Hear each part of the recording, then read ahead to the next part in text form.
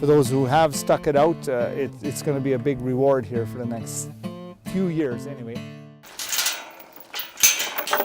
For over 50 years, Cassian Farms has grown and developed into a mixed farm operation of cow, calf, and grain.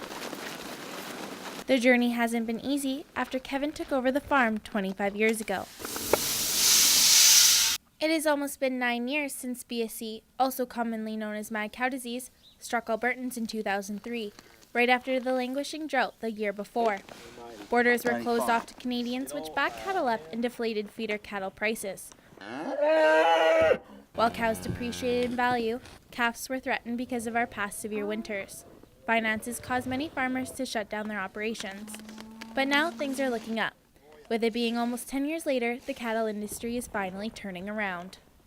Many producers were forced out of the industry, but for those who stuck it out, they are reaping the benefits of all their past hard work.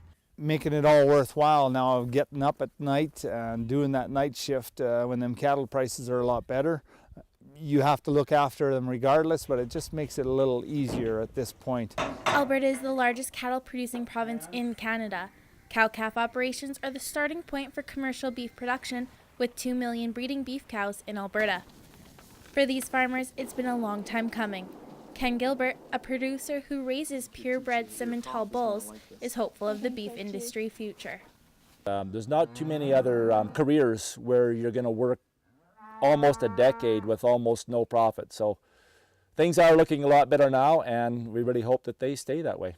More good news for Canada's cattle industry. All that coming up on the Agribusiness Report. It's 12:01. I'm Dean Thorpe. For the past 6 years, Thorpe has been hosting the daily Agri Report.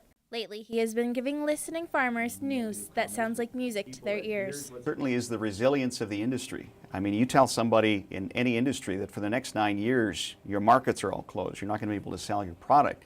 A lot of people would run for the hills when they heard something like that. But the cattle industry hung in there, and now they're seeing better times, probably better prices than what they saw even before the BSE crisis began.